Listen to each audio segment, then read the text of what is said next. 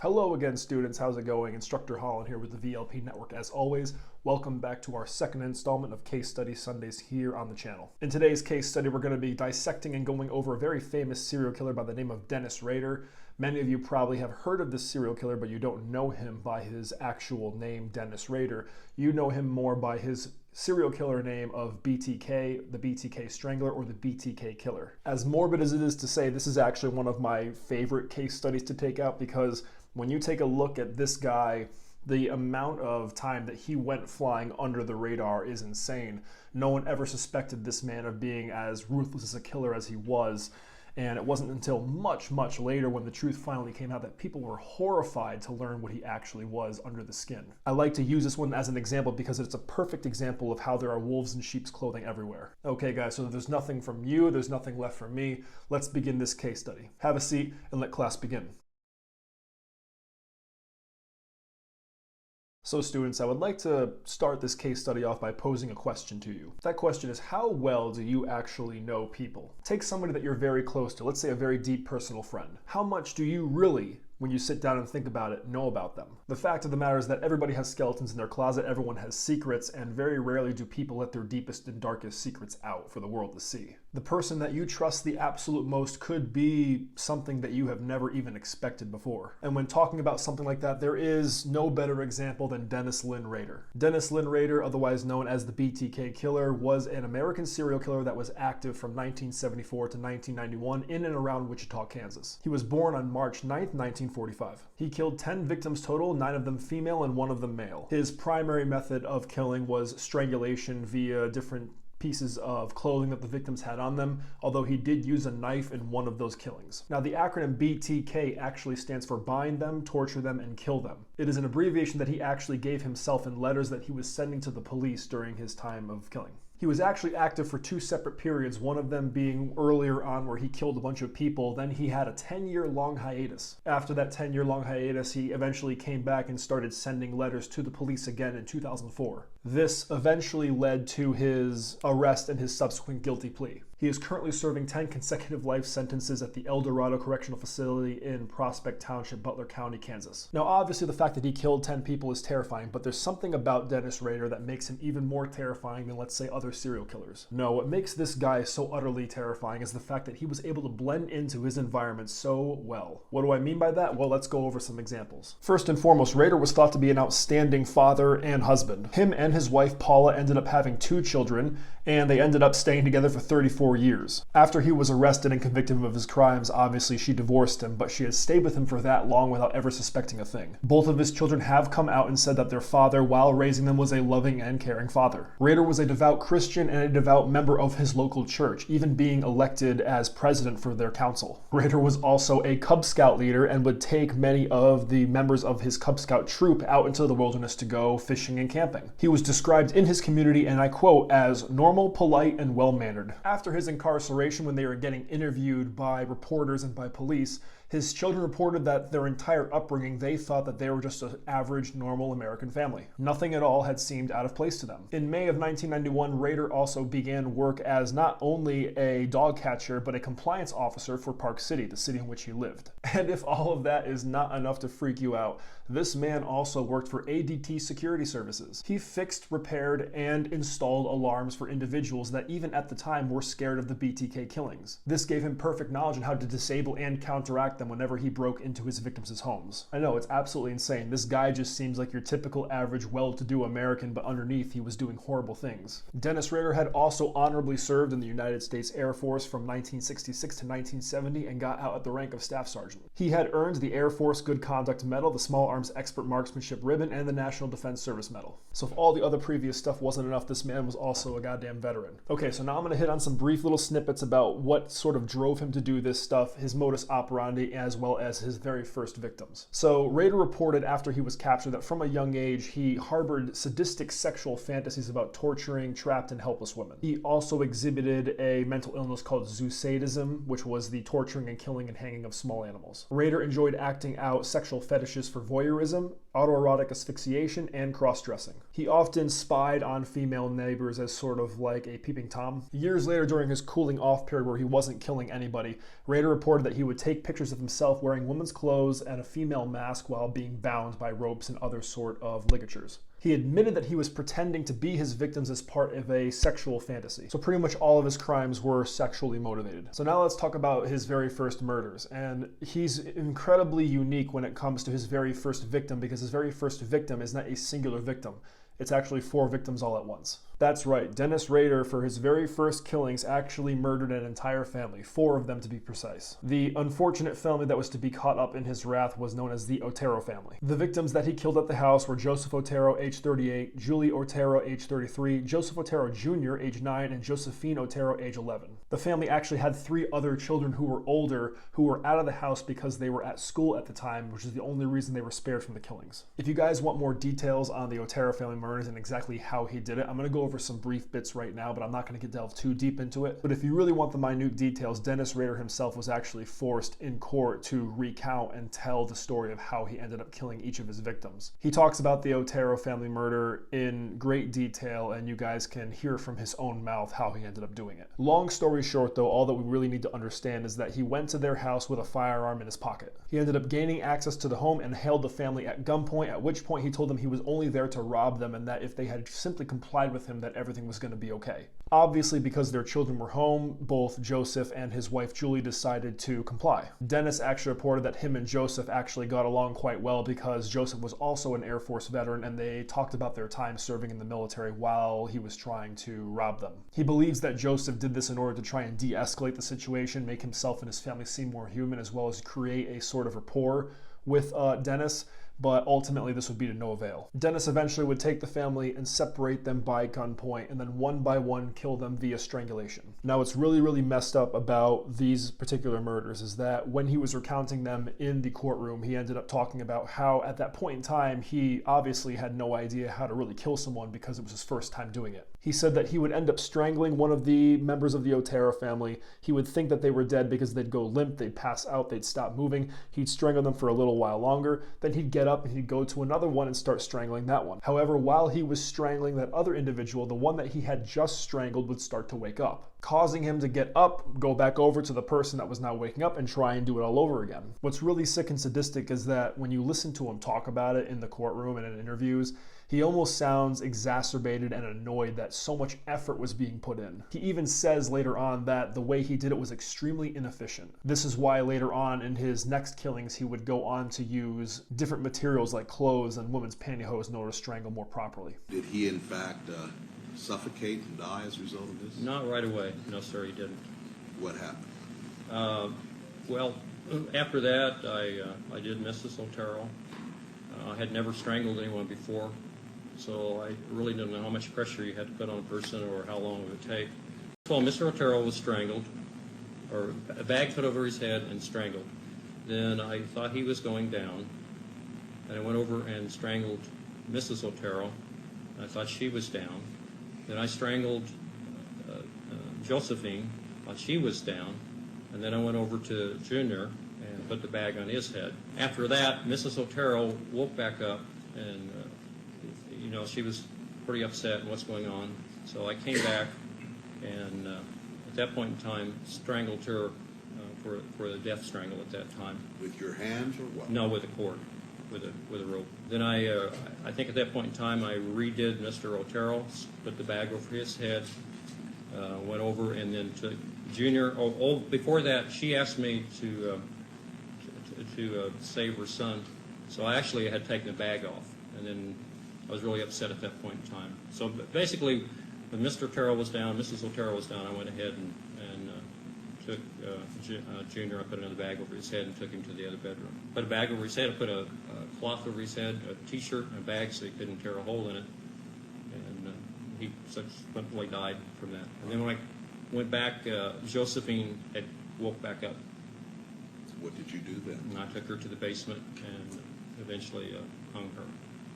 Yeah.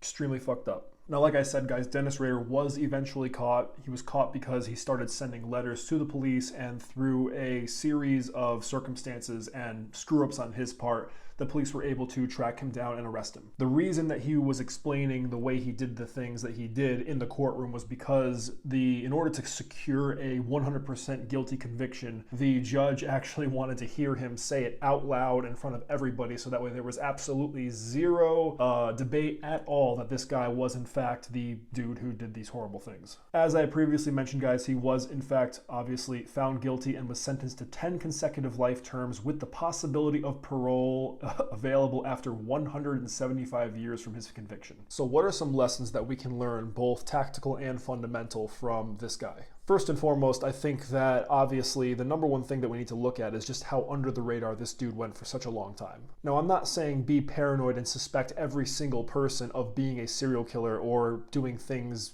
illegal or horrific behind your back, but always taking somebody's word for everything that they say can be a bad thing. It isn't a bad thing to trust somebody, but it's a really, really bad thing to come across an individual who you don't know very well and just automatically assume because of the appearance they put out for you to see that there's nothing going on behind the scenes. Having a tactical and self-defense mindset at all times is something that can get you out of a lot of trouble for somebody that appears to be something that they're not. This is actually going to come up in a lot of other cases we're going to talk about, because this is actually one of the number one things that victims unfortunately fail to do when they are confronted by individuals like this. Someone who looks like they are a nice, warm-hearted person on the outside, but in reality have horrible intentions. In the Marine Corps, we were taught Cooper's color code, and for the sake of the length of this video, I'm not going to go over Cooper's color code in general or in length at all, but in the Marine Corps, we were taught to stay at a constant yellow alert status. A yellow alert status basically means that you are ready, you are prepared. You aren't scared, you aren't on the verge of acting immediately or rashly, but you have your head on a swivel and you are secure at all times. Instead of going about the day without thinking that anything's going to happen to you, you go about the day thinking, I could possibly need to defend myself today. I think a lot of the time the victims of monsters like this go about without having that sort of mindset, and this lulls them into a false sense of security. This mindset of constantly having your head on a swivel, being self-aware of the positions that you're put yourself in, and also extrapolating the possibilities so you can potentially avoid them,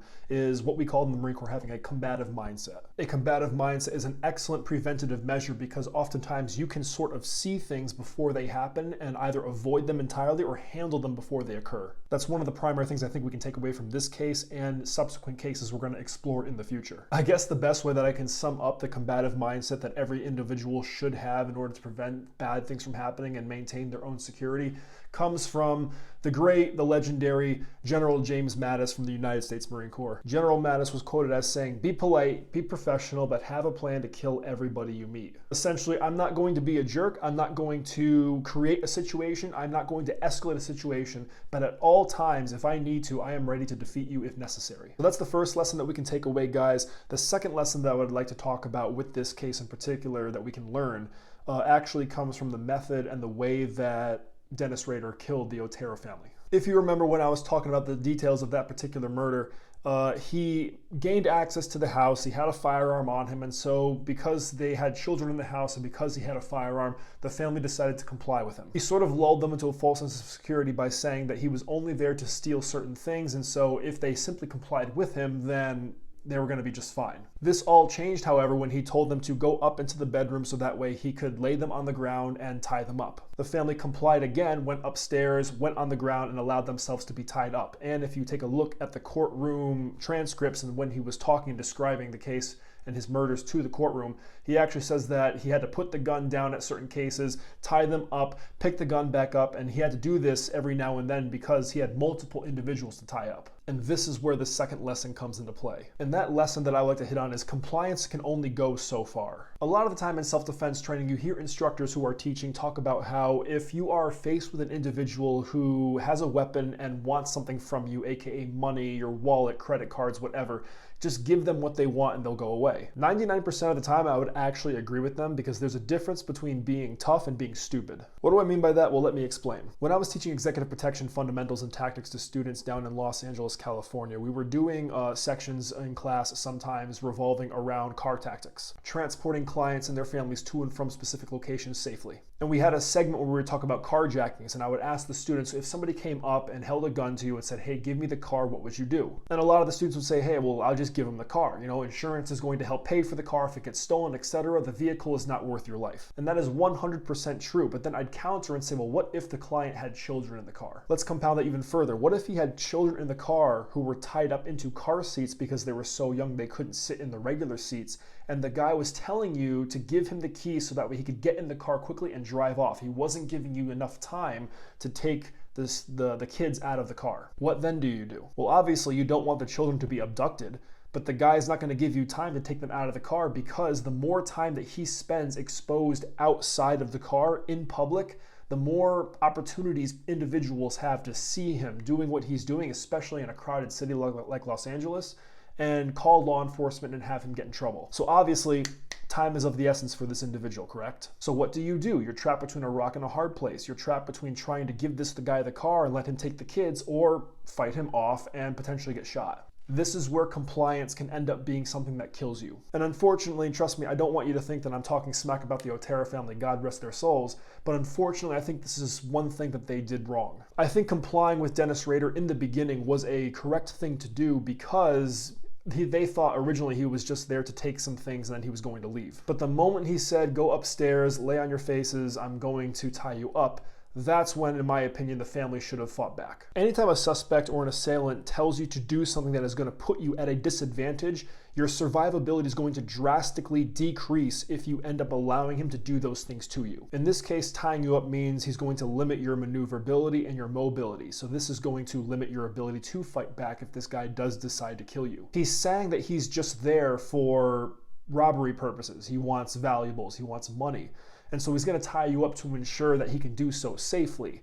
But if he ends up tying you up and now you're immobile and you can't move, he can essentially do whatever he wants at that point. So if he changes his mind and does decide to murder you like he did with the Otero family, well, then what can you do? You have pretty much screwed yourself over by allowing this guy to take complete and total control of the situation. It's for that reason that whenever somebody decides to tell you, hey, give me the money, okay, you give them the money. Okay, now turn around and get in that car over there. Okay, now we have a problem. If you take me and you put me in the car, for example, I'm gonna be bound, I'm gonna be gagged, I'm gonna be driven someplace I don't know where I am, an alien environment where I'm not gonna be able to call for help or really know anybody that can help me. And you're also potentially taking me to a bunch of your friends, so now I'm also outnumbered.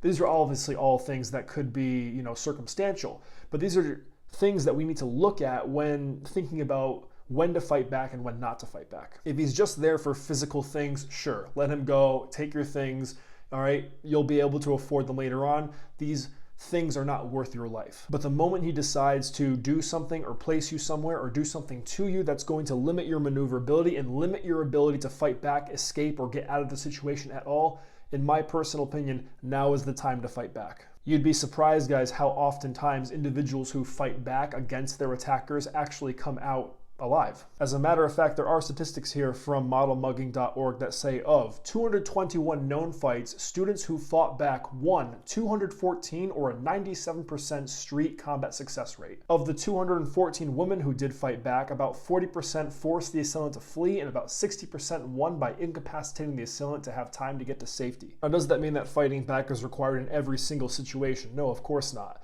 The situation is going to be ever evolving and ever changing on the fly.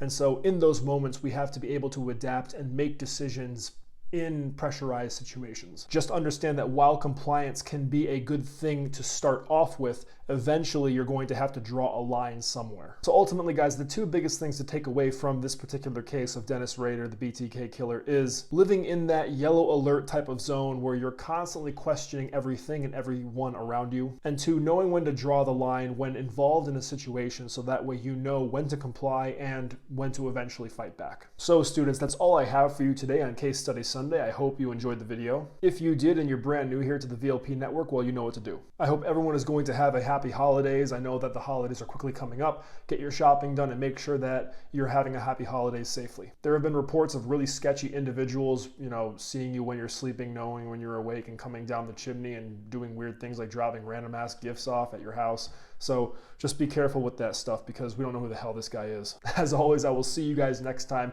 Remember, victory loves preparation, so stay safe and stay prepared. Class is dismissed. Have a good one, guys.